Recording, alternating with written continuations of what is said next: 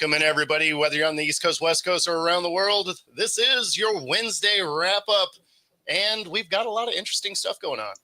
Oof.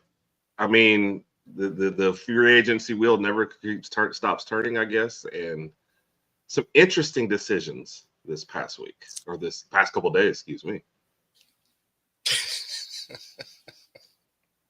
He always keeps it interesting, doesn't he? He does. How's it going, Rod? So, I mean, we got to light this thing off with Wilson headed to the Giants. And, you know, weird that they went and got Winston and Wilson. Yeah. Wilson seems like he's got the people want him but don't trust him, so let me get Fields and let me get Winston. And, I mean, I think the biggest question out of this is, does that pull them out of drafting a quarterback? Because they're picking at 3, I believe. Yeah, they're picking at 3. So does that pull them out? Because now they have 2 essentially bridge guys. Yeah. So I've heard a couple different things on this. What's up, man? Good morning. If one of those guys falls, honestly, you know, Titans and Browns both need a quarterback, so there's a good chance both those guys are gone, right? If one of them does fall through, the Giants still take him. They have their quarterback of the future, and they don't have to play year 1 guaranteed because of 2 guys, right? I've also heard they'll draft one of their round 2, round 3 guys, and they'll have both their bridges for that too. To me, what it says is you're basically kicking yourself out of drafting a quarterback next year because you just won 4 games. You got the number 3 pick. And this has been one of the things I've been saying. I tried to say it to a Giants fan. He got really mad at me, so I had to shut up. I said, you don't want a decent quarterback this year if you're not going to get to draft your guy this year because you want to stay in the sweepstakes for next year. And what Russ and Winston will do is they will win you just enough games to push you into that, the 7 or 8 win thing. What it'll do is the current regime will say, see, we had progress. We won 4 games. Now we want 8. We're headed on the right track while still having no long-term plan for their quarterback because you can't draft one next year if you're winning 8 games. So, yeah, but I don't know. Doesn't that sound like a Giants thing to do anyway? It does sound like a Giants thing. But that was my whole point when I made that argument on another show. And I got it did not go well for me. So I won't be doing that again. The thing is I don't know that the current regime lives through this season if they don't win some games. And that's the problem. Be able to select their guy, right? So this feels more like Dable is like, we have to do something this year to try and win games or we're all fired. Yes. No, that's exactly what it is to me. That's what I'm saying. We're going from 4 wins to 8 wins. We've won more games. We're showing progress. We're moving forward.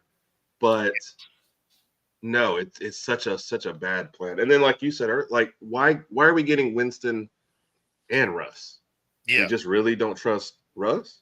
I mean, Winston will come in and win you 2 games and then lose you 3, and those 3 games will be 9 interceptions with 3 pick sixes. So it'll be entertaining.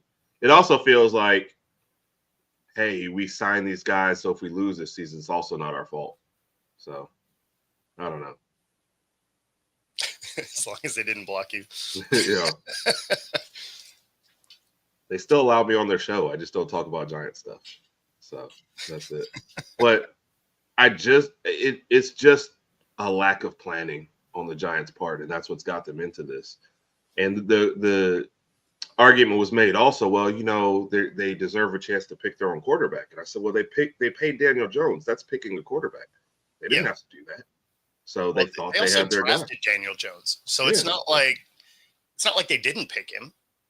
I thought Dable wasn't around when Jones was drafted. Oh, did he come in the next year? Yeah, he came in, I think, the next year. Okay. Yeah, I think that's what it was. So yeah, he didn't draft him, but yeah. Even still, I mean, they did pay him. And that was my point. They paid him. That's a decision, you know, into it. So because if they paid him and he had turned out to be great, then they'd be saying, see, hey, we made the right choice. So it can't work both ways. Oh, it didn't work out, so now we're not holding you to that one. That's not your fault because you can draft him. So Yeah. No, I'm with you. It's funny though, because like with what they're doing, you have to imagine they are grabbing Hunter, right? Yeah. Like you have to assume that's what they're getting. They grab Russ, they grab Winston, they have Neighbors. You go get Hunter in whatever capacity they decide to use him in. Right. Personally, I still think he should be a DB that has offensive packages, but I've heard a lot of speculation that he might just be out and out of receiver. Really? Yeah. And I mean, in a way it makes sense. And the only reason I say that is if you're doing it for money, you want to be a receiver. True that. So, you know, like if you were starting as a kid right now, if you were starting playing football, what's the position you're not trying to be? A running back. Yeah. Right. That's out. Yeah. I mean, for real. So it's just like, okay, if you're looking to get paid by the league, I mean, DBs make some money, but receivers get paid. From here, yep. So, I mean, strictly from that standpoint, if you're Hunter and you could play either way, why would you limit your ability to make money? Right. Yeah. So I think that's where the speculation comes from. I think he would be a better DB, but I do too. That was my thing with him. I absolutely think he's better on the defensive side of the ball. So. Oh, no question. No question. But if you can do both and you could get drafted as both, 20 million, 40 million. Why is that pile so much bigger? I mean, you know, it's like twice the size. It's crazy. Yes. So, and I feel like wide receiver is easier. I just feel like DB is one of the hardest positions. I think I said that before. Yeah. And to keep your sustained success year after year to be as tougher as well, too. Well, and all the rules are against you. Yep. Right. Like, I mean, they keep making it harder and harder to play defense. So, I mean, yeah, I don't know.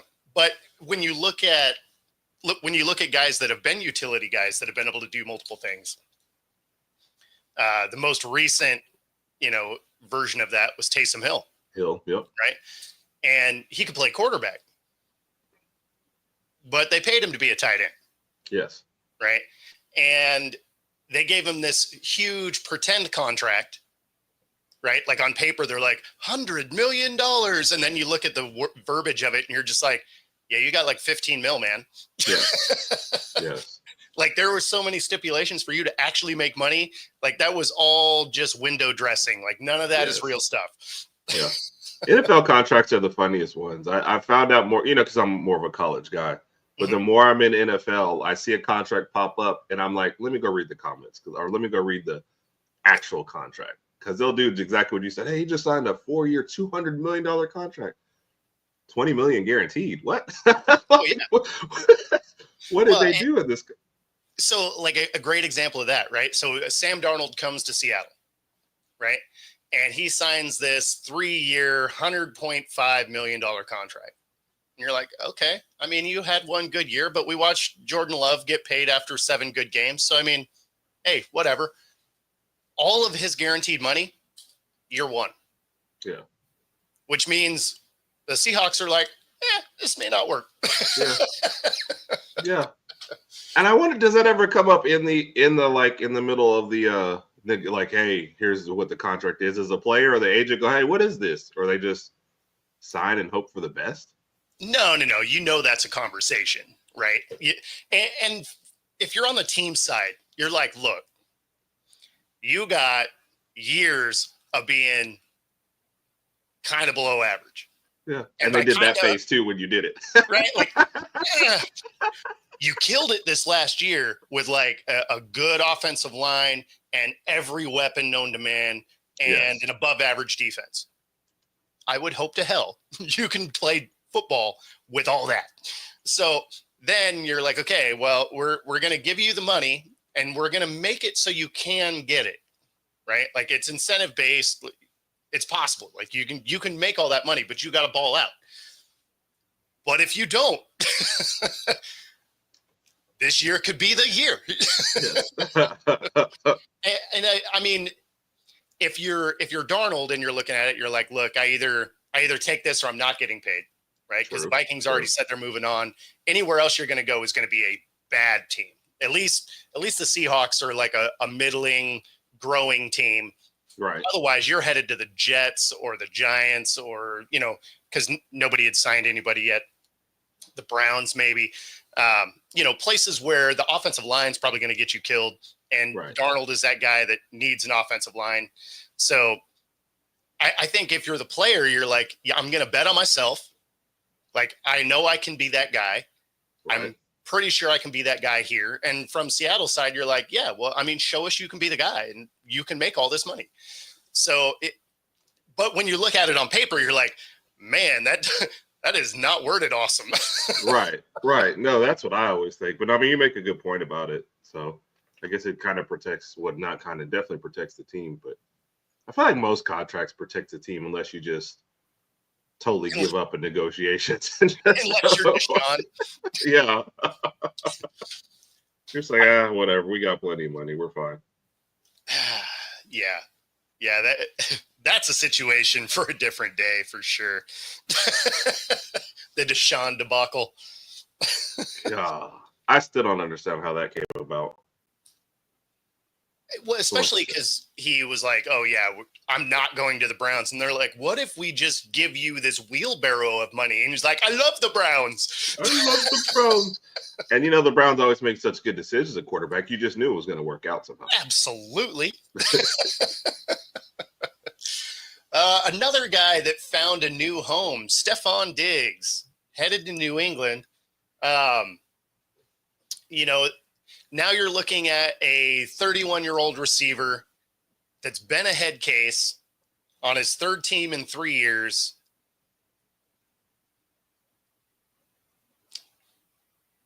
Can he temper his attitude to try and resurrect a career, or is this going to be a one and done? He did sign a 3-year, $69 million contract, which seems expensive for what we've seen out of him. But I haven't seen the details of it, so maybe it's easy to get out of. So right before the show, that's what I was trying to look for. The only detail they have released that I can find, $26 million guaranteed. I have no idea the rest of the thing and that's like with the earlier one, that's the first thing I looked for when I saw 3 years. I said, there's no way they gave him 3 years. Yep. Not Diggs, not at this stage, not with a young quarterback who really doesn't need you needed a number one, but you don't need a guy like, let's say, I assume they still drafted someone at some point. You don't need a number one who's going to be a diva to your young quarterback who's still, coming along, and to a team who is still clearly going to be trying to build their offense for maybe the first time in years after just giving up on that side of the ball is what it felt like. So, no, I don't know that Diggs was the right person, but it's kind of like the Steelers. The Patriots had whiffed, I guess, on every person they'd kind of gone after wide receiver wise. So you settle on Diggs, but 3 years, 69 seems way too much for him at his stage of his career, especially for a team like the Pats, to me, at least on the surface. Yeah. Well, and it's funny because I probably would have looked at maybe going and grabbing Lockett, right? Get somebody that's sure-handed, that can still create separation, can be that outlet guy if you need him. Like, he's so good in space, even though, what is he? He's 33, I think. Something like that. Right. I could be wrong. If somebody's watching, let me know. I can't remember how old Lockett is. 32, yeah. Oh, okay. 32. 33 in September, though. So when the season starts, he'll be 33. Okay. So I was there. So, yeah, I mean, I think with a younger receiver, having a possession guy probably makes more sense than just the deep threat. Not to say that Diggs doesn't have a decent route tree. He absolutely does. But he can be that culture killer. Yes. Just looking at the guys that were available, it's just like, I don't know. Like, you could get Lockett for nothing. Yeah. And I think that's the dual point. You could still get somebody else after Lockett. Like I said, you could still go with your plan to draft somebody else, but you don't have to worry about all the extra stuff with Lockett. Like, you never heard about Lockett except on the field. So, yeah. Now I would totally support that. What's up, JB? One of my good friends there, man. JB, a good guy, man. So yeah, it was just a weird move and weird when I saw the headline pop out. And I've got like 3 windows up here where I'm clicking trying to find out what's actually going on in that contract. This can't be. No, I mean it's always weird because the details do always take a little while to come out as far as what the contract is. But man, I really hope that's a front-loaded contract. Like I really hope that's a situation like Darnold's where all your guaranteed money is year 1, maybe there's like $5 million in year 2. So if you cut him or whatever, like who cares? Right. Because it just doesn't seem like it's going to go well. If you're not happy with Kirk Cousins, who was throwing for, 4,000 yards a year, basically every year of his career, then you go to Josh Allen, who obviously throws the ball everywhere also, and you can't be happy in either location. You're telling me a rookie quarterback is going to be like, oh, this is amazing. Right. I feel like he's going to be a problem right away. Yeah, I do too. With a line maybe that you're still building with no other like really good serviceable receiver to help take any pressure off you. Yep. And you're older and loss of step coming off an injury. Yeah, this all just seems like he's not going to realize he's lost a step or coming off an injury and expect certain things. And heaven forbid they draft another wide receiver and this like second round guy starts getting most of the targets. Like then what do we have to go through? Can we please have that happen? Yes. Yes. And it's funny because I really thought he was going to take a discount and go play with his brother. Oh yeah. Because I mean, he was available. They need another receiver, right? Like I feel like the Cowboys could went and got him, although they wouldn't have gave him $69 million. But no. So I feel like when the details come out, there's no way he gets the $69 million. I just feel like no. There's got to be zero chance of that. He'll get that 26 guaranteed, and that's what he'll sit on. So, yeah, and I give him. You think he gets through 2 of the 3 years? No, one and done. I feel like this has to be one and done. Just gut feeling, without looking anything, without seeing anything else. Yep. I don't see Vrabel wanting to put up with this for more than a year. That's right. Forgot about the Vrabel aspect of it. Yeah, I don't. Oh man, that could be fun. Why do we wish such doom on all these organizations? We're like, yeah, Pittsburgh, sign Aaron Rodgers. I mean, so for the Pats, it makes sense because they had 20 years of just killing everybody. Right. And then for the Steelers, I just don't have any love for the Steelers. So them just welcoming chaos in the building, I find hilarious. Yeah. And maybe it stems from Super Bowl 40, Maybe that little thing. Like it might have never forget. A little thing to do with it, but never forget. But yeah, no, I think you wish the bad things on the Steelers because they're actively bringing in chaos. I think that's true. I think that's where it is. It's just like, oh, let's bring in all these guys that have obvious attitude concerns, and we're going to put them all together and make them work together. It's not even like you got one guy that's on offense and one on defense. Or they're like, no, we're going to put 2 in the receiver room, and then the guy that throws them the ball, yeah, he's going to be a problem too.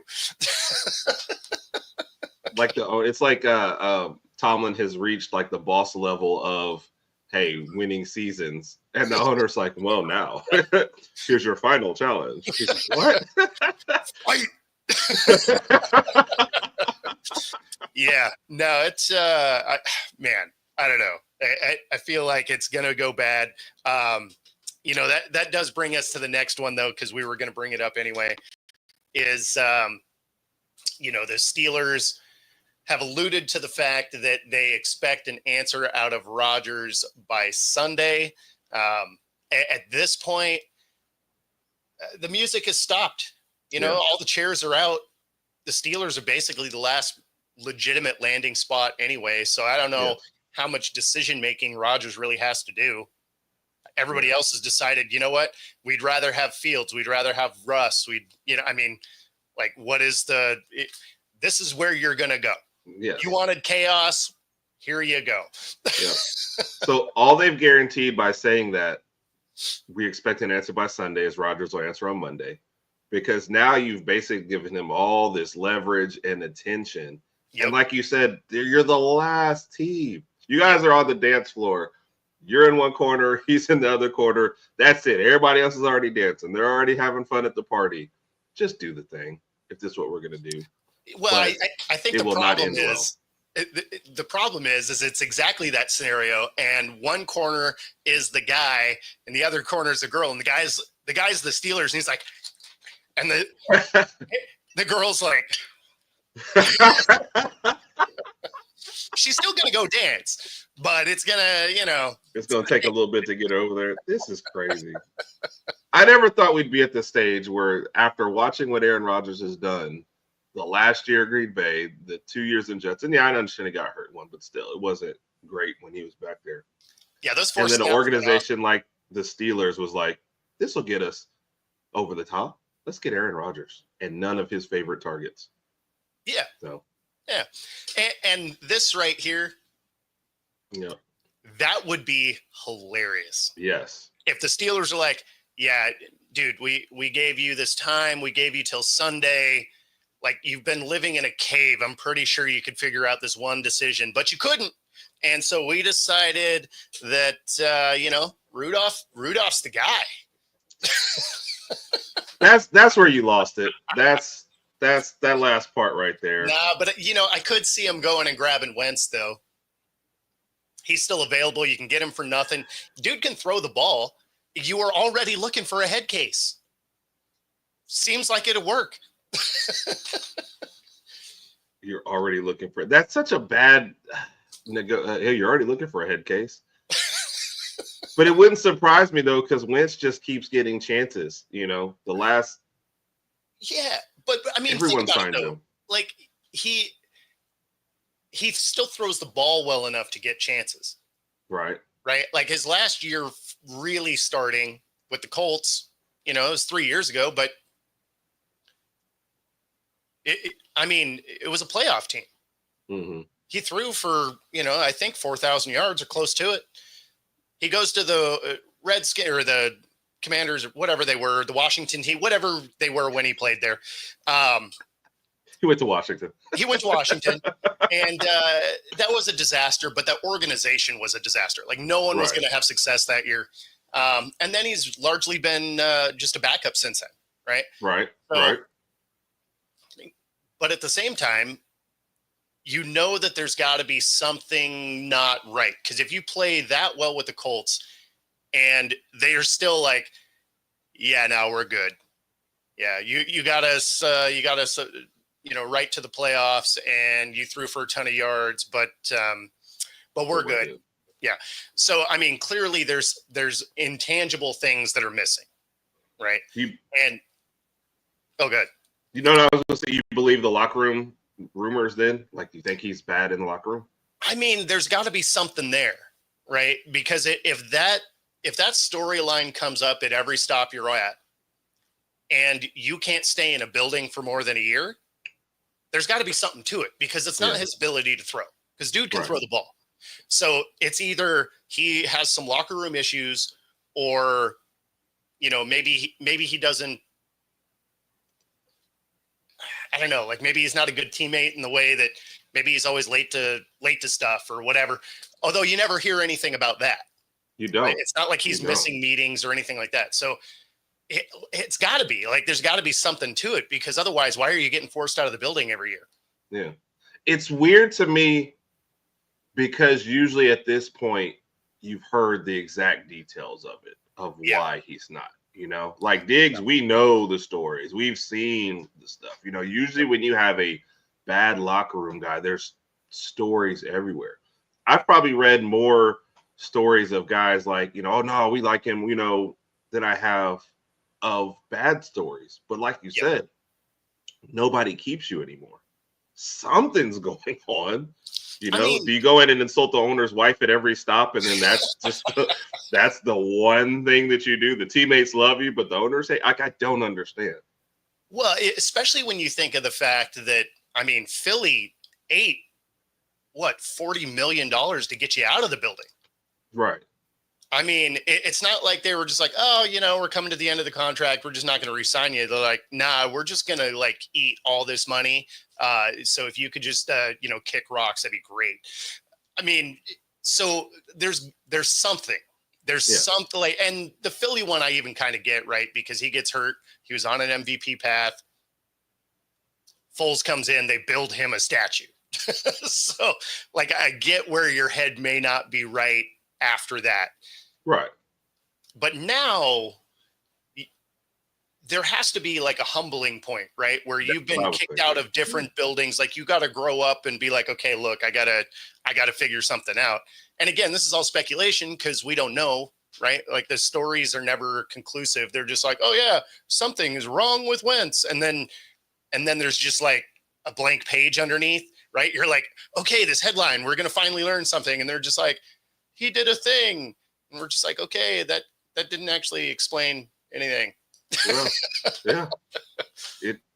It's weird. And I'm popping up just random stories just to say, and it's like random stories over the year. Welts is selfish. He's a bad teammate. The guy requested a trade, but nobody, it's from outside sources. Well, and there's no like quotes. There's not even the BS quote where it's like someone close to the organization. Right. Or you're just like, I mean, that is literally somebody that watches the team on TV. Like that's not a real person. I always love those. It's like someone close to the situation. It's like, like how close are we talking? Because I'm pretty sure close means they were sitting closer to the TV than you. Like that's about how much credit I give that story. Yeah. Like if you're talking about the guy who cleaned up trash in there and heard part of a conversation. Yeah, I'm not. No, he wasn't in the room, but he was passing by and heard yelling. Yeah. Oh, thanks. Seems legit. Yeah. No, so it's so I don't know. I think that's probably my biggest issue with it is it's speculation, but there's a lot of years of it. And so at some point you have to think, well, there's got to be some truth to it because you can't keep going to these new places and having similar stories come out. Like there's got to be something to it. Plus, when you get a chance to start, you still throw for 4,000 yards and they still push you out. Like, I don't know. There's got to be something off the field that is hurting your ability to stay on the field. Yeah. 30 for 30. What went wrong with Wentz? That's coming soon. After he retires. It better be interesting though. It better be. It better not be like, oh, he never threw away any trash or that's going to be the most boring 30 for 30, and they're not going to tell you what the problem was. No. Like they're going to get to the end and they're like, just to recap, there's been stories that stuff was weird, and you're just like, I just killed an hour of my life. Awesome. No closer to the truth. They'll put it on Unsolved Mysteries instead of a 30 for 30. That's what it'll be. After the lady who disappeared in New Jersey going out for milk, it'll be Carson Wentz. What went wrong? They'll just be like, and you'll get to the end and be no closer to the truth. So yeah, you'll get to the end and they'll be like, and what went wrong? You're like, I still don't know. Oh, Carson Wentz, man, if you're out there, come on the show one morning. Right? That'd be amazing. Of course, he'd probably just call in and be like, yeah, you guys suck. Yeah. Like, you know what? We know. I'll take that. I'm good. We also are aware we're on this show all the time. Man. That being said, if you're here in the Northwest, it is spring cleaning time. If you haven't done your duct cleaning in the last year, certainly your dryers, get those done. More than 15,000 dryer fires a year. Get those on the schedule. Those start from $150. Obviously, full-on duct cleaning would be more, but scheduling starting today. And then, of course, if you're in the Pacific Northwest, also use this QR code on the screen, True Fusion Gym, free 5-day pass, any of the 3 locations, Bellevue, Ballard, University Village, Pilates, boot camp, yoga, bar, and more. Find your edge. True Fusion Gym. All right. There you go. Yeah, good stuff. So with the idea that the Giants don't grab Shedeur, right? Because you feel like the Titans are probably going Cam Ward, right? Agreed. Like they're obviously out on the Will Levis thing. So you look at, excuse me, you look at the Browns. Like you would think if the Browns don't take Shedeur, right? And the only reason I say that is I feel like Dion might keep his kid from going there, right? Yeah. Might do that Eli Manning action. So assuming that the Browns don't and they take Hunter, which probably makes the most sense. The Giants have their guy. So then do they grab the first tackle maybe? Right? Maybe actually try and protect those guys behind the line that, have largely gotten murdered the last 5 years. You're asking now, though, the Browns to do like smart things. That's true. That's true. So they're going to grab viewers. Yeah, that would be amazing. I mean, just because of the way the boards are breaking, I could see them grabbing Abdul Carter because of, everyone else says this is the top guy. Yeah. And maybe it not making as much sense as grabbing, a tackle that's maybe overvalued at that spot. If I was them, if I wasn't getting a quarterback, I'd see if I could get anybody to bite on trading down. Maybe, because it's a weaker class, maybe people don't value Shedeur. But I feel like you at least have to take some phone calls about that if you're not going to draft. I think for the Browns, it's much better to be drafting later than overdrafting somebody at 2 that they could get later on. Well, especially when you think of this quarterback class, Cam Ward. I mean, Shedeur for sure, but Cam Ward probably, if you look at last year, isn't even in the first round. Right? You look at last year's draft, Cam Ward and Shedeur are second-round picks. Right. So, yeah, I wouldn't give up draft capital to move up to grab one of those two guys. Yeah, I wouldn't. I might for Hunter. Like if I really was convinced Travis Hunter could be the next, dominant defensive back. Right. I could see moving forward if you're close, right? So you don't have to give up the farm to go get him. Yeah. But I don't know. And I mean, the only reason I bring this up is then you start looking at the draft order. You could actually see Shedeur fall all the way to 9. Yeah. Because the Pats don't need a quarterback. They got their guy. Jags have Lawrence, right? Raiders just got Geno. May or may not be interested in Shedeur, but I mean, they're giving Geno $45 a year. Yeah. So tough to say, right?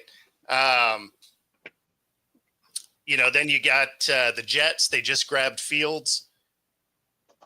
You have to imagine they're going to try and see if he can develop into something, although the Jets are so good at cultivating talent at the quarterback position. I have to imagine he's just going to kill it there. Absolutely. I hope you could. And there's no sarcasm in that. No, none at all.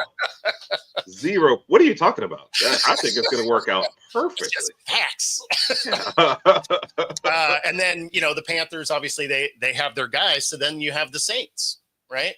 And the Saints would be interesting. Yeah. The Saints would be an interesting landing spot for them. I'm not even sure what Browns and Packers fans trying to say there. Well, man, I'm glad you are, and we appreciate you. Right. But yeah, I mean, if he doesn't go in those top 3, I could see a path where he falls to 9. Yeah. What's interesting with the Saints too, with keeping Carr, half the fan base thinks they should give Spencer Rattler more time, and the other half is like, yeah, let's jettison the whole quarterback room as soon as possible. So that would be an interesting one. I just don't know that they can build around him with the way they've mismanaged the salary cap. for so long. That team's going to be terrible this year. Like there's nothing they can do about it. Their cap management is biting them this year. Like this is the year where you're going to do nothing. It's kind of like the Cowboys, right? Like they kick the can down the road far enough that this is that year, right? Yeah. I mean, for the Cowboys, they have Dak going to hit their cap for $90 million. You got one dude eating up 30%, 40% of your cap. Like it sounds like something you're making up, by the way. Every time you say it, I'm like 90. Yeah, no, I mean, it's just wild. Yeah. Well, if you weren't a sports person at all and somebody said, hey, they've got a guy on their team getting 30% of the cap, 90 million, your next question would be like, how many championships have you won? Like, right? Yeah, like, has to be. How dominant are you? Like, how many MVPs? Yeah. And they're like, oh yeah, actually, he hasn't gotten a vote, but he got second 1 year. He got second 1 year. He did. That's true. Yeah, he did get a couple that year. Yeah. Yeah. So awesome. That's for 90 million. wait a minute. And then when you think about it in this context, his cap hit is higher than Josh Allen and Lamar together combined. You're looking at 4 league MVPs between those two guys. Yes. So yeah, no, it seems awesome. Yeah. I mean, they're on the right track, clearly. Absolutely. So close. This is probably their year. They're them boys. Yeah. Well, they've hired a great head coach now too. They're just going to prove that they don't need a second wide receiver. CD will just do it all out there. Well, wait till they start paying Micah. That'll be great. Yeah, can they? Can they pay him? Right? They're going to tell Dak to pay him. Probably. They're like, hey, just kick him off a crumb. It'll be all right. Can you cover Micah? We'll give him 20. You give him 20. What do you say? Man. What a disaster. But yeah, I mean, so back to the Saints anyway. It's the thing is Carr is not a bad quarterback. But you do have to give him a path to success, right? Yeah. Like he's not great. He's not elite. Like he needs a good defense, and he needs players that are trying to play all the time, right? Like when you watched them last year, it seemed like they had players that didn't necessarily always give their best effort. Agreed. Which doesn't work. Like he is that mid-level guy. So he's the Joe Flacco's, Andy Dalton's. Like they can sling the ball, and they can absolutely help you win. But they need things, right? Yeah. Like they can't go play hero ball and win. They can't. They're going to make mistakes. And so you need a good enough defense to give them the ball back if they do. They need receivers that can get open. They need a solid running game. And that's not an indictment on them. I mean, there's 3 or 4 elite hero ball type guys, and then everybody else is guys. Yeah. And he happens to be one of those. But I mean, you can win with that guy. Yeah. But you have to have a good like you said, a good organization around him, and somebody who's not mismanaging every asset that you have beforehand. And that's why, it's not going to work in New Orleans. He's going to waste the last part of his career staying there. But no question. I mean, basically, he went from the Raiders that was dysfunctional when it comes to management of players to the Saints, which was basically the same thing. And it was funny because when he went there, you're like, oh, he's at least going to have a defense, right? Because with the Raiders, even though he was throwing for 4,000 yards a year, they had one of the worst ranked defenses the entire time he was there. Right. So then he's headed to the Saints, and you're like, okay, he's going to have a defense. They had kind of a middle ranked defense. You're like, okay, he might have a shot. And then they destroy their defense, and the offense doesn't seem like they want to play, and you're just like, wow, that is rough. Yes, dude. But the talent, like you said, had been, they were favored to win the division the first year. I think he was there. I think I even picked him on the show. This past year, they started off the year well and then fell off a cliff. It's just something about that, huh? Well, he got hurt also. Yeah, well, I guess that's also kind of part of it. I think he gets hurt now every year with the Saints, but yeah, there's just not enough there anymore. I was surprised they re-signed Kamara the way they did, because I was like, he's just Yep. going to waste the end of his career when you're already, like I said, over the cap and in salary cap hell, as they say. Yep. I understand wanting to keep him. I guess the fans I even heard a podcast. Oh, that's great. I was like, it's really not, It's because not. you're not doing anything with him for the Just rest of blow it his. all up at Yeah, this point. Just blow it all up. Because yeah, I mean, what is the point of keeping Kamara or Carr yeah, or any of them? Honestly, yeah. like what you are so buried. It's not like you can bring talent around him. Right. So this is just going to be an ugly year no matter what you do. So why wouldn't you start getting younger?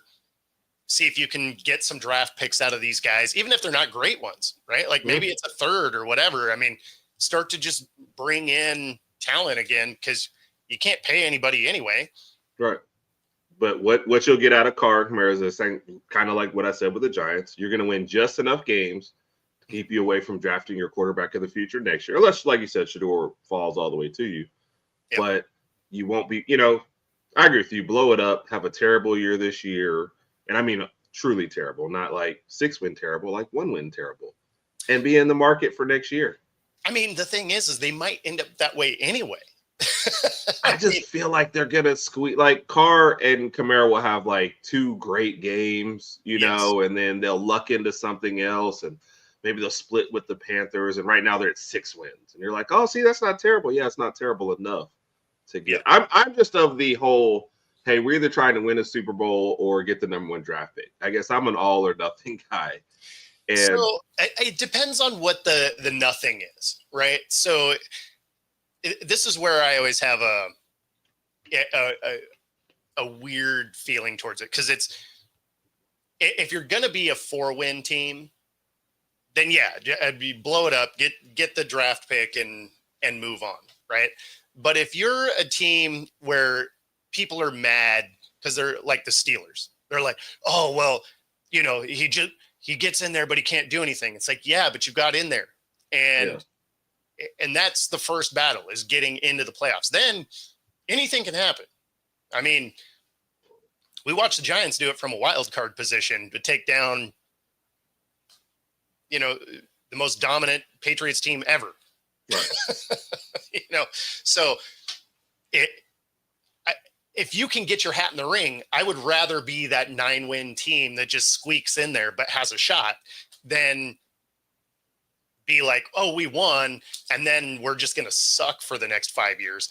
It's like, yeah, I don't really want my team to just get crushed constantly. Like, give me a team that can compete. Right. Doesn't necessarily have to be elite, but give me a team, because all you got to do is go on a run, and any team can do that. Yeah. And that, I don't suggest it for everybody. Like for the Steelers, yeah, you got yourself if you can solve maybe one position, you've got a much, much better chance of doing it, or at least one side of the ball.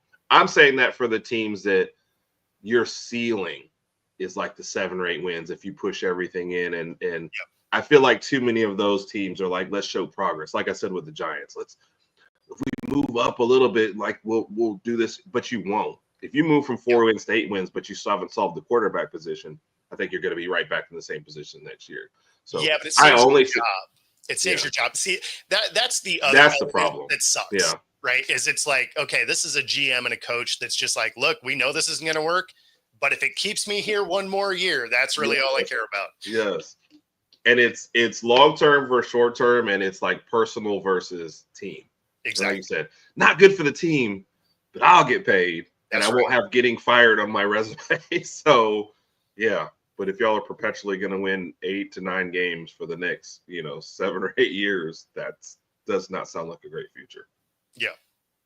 Well, especially if you're missing the playoff. Like if you're missing the playoffs, 8 or 9 wins, you get fired anyway. Yeah, true. But if you squeak into the playoffs, then they're like, oh yeah, it was only 9 wins, but they got in the playoffs. And all of a sudden, for some reason, that sounds different. Still a 9-win team. But You're right. And that's what kept him that job. Got in there, beat the Vikings, and everybody got years added on, and Daniel Jones got paid. So that's kind of, to me, where the downfall really started. Oh yeah, I mean, deciding to pay Jones. I don't love that the league has gotten to the point of, oh, you had one decent year, here's the bag. Now, Yeah. some of that has to do with timing, right? Like if you just have your amazing year in a contract year, hey, good on you. I'm not mad at it. Yes. But I would still have pause if I'm the GM, right? And be like, it'd be like the Darnold situation. Be like, yeah, we understand that you were great last year, but you got like 6 years of being, Yes. Yes. That is the proper. But you know what it is, though? It's when you're signing your own guy like that, like a Daniel Jones, if they let him go and he's good elsewhere, then you look really bad. And they're like, oh, we let our own guy go somewhere else. I feel like that's why they'll give that guy more money. Like the Seahawks, they're not invested in Darnold. So like, yeah, we'll pay you this. And if, you're bad. Or like the Vikings, they were like, he wasn't originally our guy, so there's not as much pressure to keep him. If he's good elsewhere, that's great. But we can say, like, look, we couldn't pay him all this because look at, the past. But when it's your guy that you drafted, nobody wants to look stupid. So like, yeah, we're going to pay this guy extra money, even though we have 3 years of bad evidence, but this one good year. And if he continues this one good year somewhere else, we look terrible. And then I'll probably get fired. So like half your decisions are, I don't want to get fired. With the Giants situation, though, like when you were looking at production, I would have signed Barkley and I would have tagged Jones. I'd have been like, hey, we're going to have you play under the tag because we want to see you be able to do this again. Yep. And stop with these smart decisions, Bo. What's wrong with you? What's wrong with you? I feel like these GMs make a lot more money than me. And so I feel like some of these basic things should be like right there. Too much faith in humanity. That's probably true. That is probably true. Man. So in other sports are happening, believe it or not. Oh, wow. And who knew? March Madness underway. And, it was sad to see Juju go down. Man. You never want to see somebody get hurt. Popping an ACL, rough. And as soon as you saw it, you knew what it was. Like as soon as you see that knee twist in, you're just like, oh man, that's a wrap. Yeah. Like that's so. And there was injuries in the men's side too. I mean, it just it happens, but it's always sad to see. Especially when it's. I think especially when it's a player that's kind of bringing notoriety to it again, right? Because you already had Clark and Reese. They've already moved on, right? So they're looking for their next stars. Juju was absolutely one of those, right? Yeah. So you're just like, okay, here we go. This is the next, the next one to like build the storyline behind.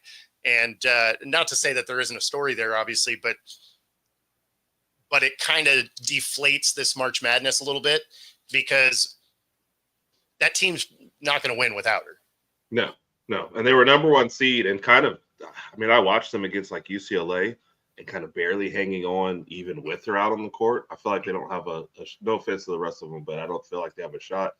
But to your point, one reason why we were paying so much attention last year is there were so many storylines, and in the women's game, the players carry the storylines way more than the teams. I think South Carolina may have been one of the exceptions because they were the general team, but for the rest of them, like you were naming, he said Caitlin Clark, Paige Buchers from UConn. For this one, Juju was probably one of your biggest, if not your biggest. She's the one you see all over the place. You're seeing her way more commercials, and I know that doesn't always the measure of success, but that's kind of what pushed Caitlin Clark up. We put her with Jake from State Farm. We're like, hey, she hugged him before she hugged everyone else at the draft. You know what I mean? Like these are the things. So no, to me, it hurt for USC, but it also hurt for the women's game to have her go down like that. It's a shame. And then the ACL this late, you're like, oh, how much does it affect her next year too? Like, I hated the whole situation for her. Yeah, I mean, you have to figure she misses half of next year. Yeah. So, and even if she's back, she's not going to be like back, right? Like she's going to be playing into rehab, right? Like it's so. Even when she gets back, she's not going to be what she's been. But I mean, and this is something that I said for last year is the women's game, because you get to watch these storylines build, unlike the men's side where there's a lot of one and dones and stuff like that. So you don't really follow the men's side the way you used to. You used to have these good storylines that would go through the progression. And then, now you have that on the women's side, and the men's side is just, he's there, but, or, what just happened, 2 games into the tournament, you got a player transfer portal. And you're just like, I mean, first off, they got to fix that. Yes.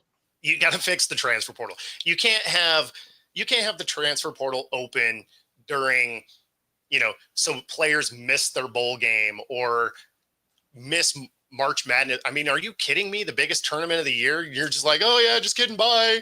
Like, what is that? Yes. Because there's they pointed somebody, I think, on Michigan's team into the transfer portal, and they have a game Friday. And they were like, oh, it's only averaging 2 points. But I'm like, if I put in all the work for being there all year, and let's say Michigan goes on and wins the whole thing. I know they're not favored to, but you just, like you said earlier, you just never know with all these things, right? You're going to tell me that guy's going to jump off right before that. Like, I don't get it. And I also don't understand with a lot of these kids, they're rushed to think, oh, if I'm not in there now, nobody's going to pick. Yeah, guess what? People are always coming after you.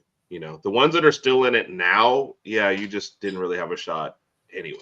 But I didn't understand the portal opening then. I don't like it before the bowl games either. The whole thing's stupid. So it's Scottie Pippen's son with Michigan. Yeah.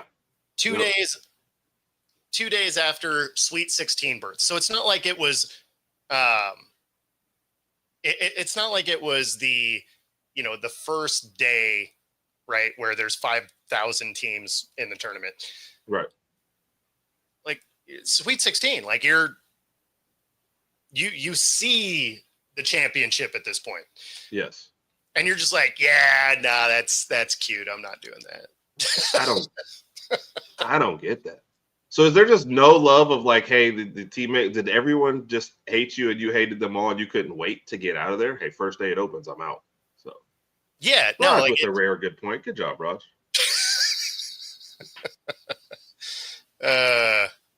That's me, Mr. Petty, right there. I would not. Yeah. They asked me, I think, and that's why I'm just sad I couldn't remember his name. Raj mentioned him last night. And I was like, I wouldn't let him travel. I wouldn't let him sit on the bus. I'd be throwing his stuff out.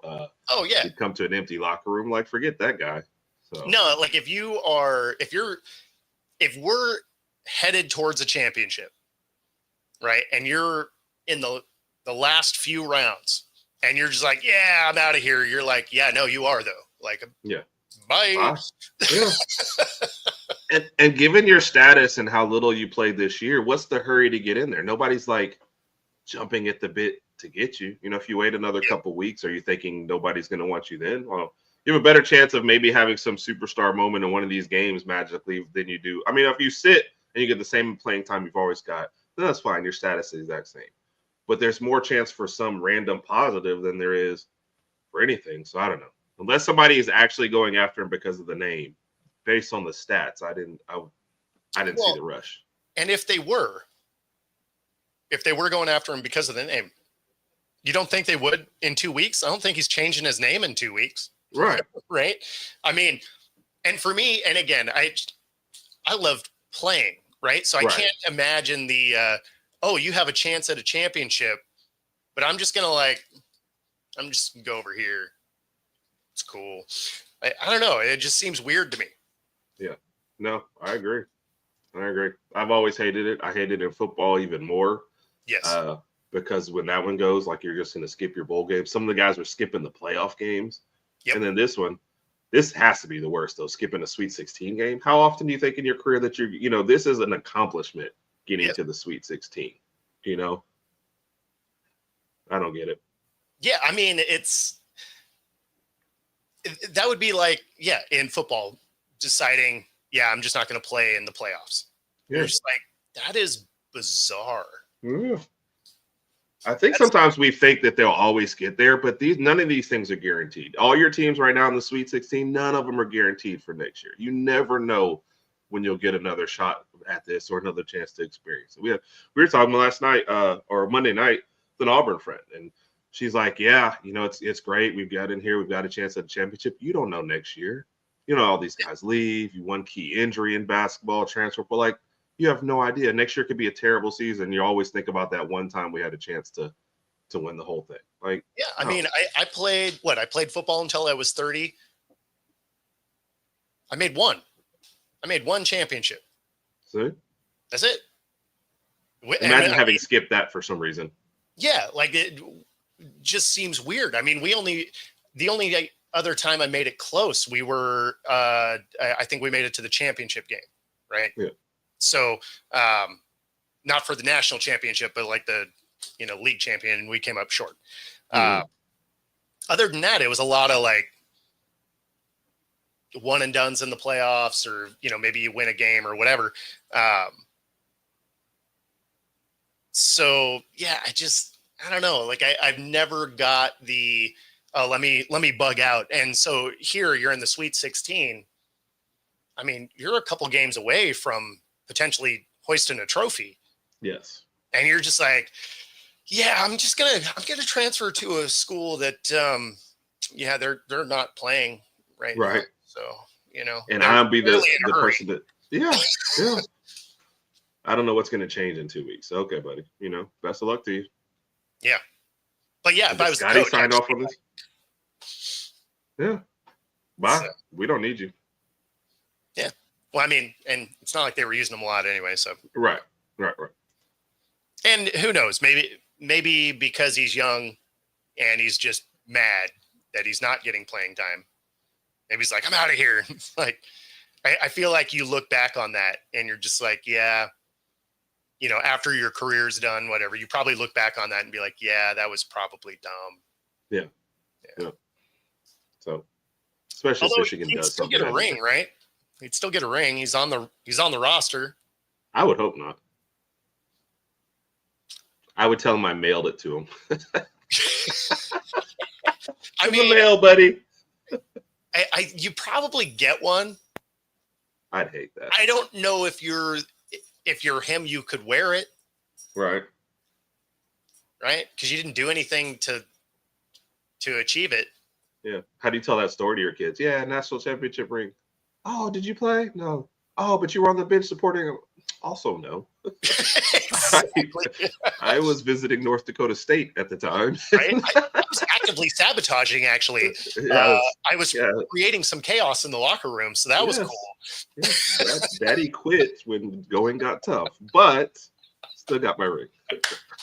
Life skills for you kids. That's the main takeaway from the show today. If things get hard, quit. Other than that, we got to get out of here. We are at the top of the hour. Be sure, if you are watching on YouTube, to like and subscribe. Helps us bring our content to you, especially that subscribe button. It is super important to content creators. If you're watching on Roku, stay tuned for the next hour. Otherwise, we're going to get out of here. We'll see y'all next week. Take it easy, everybody.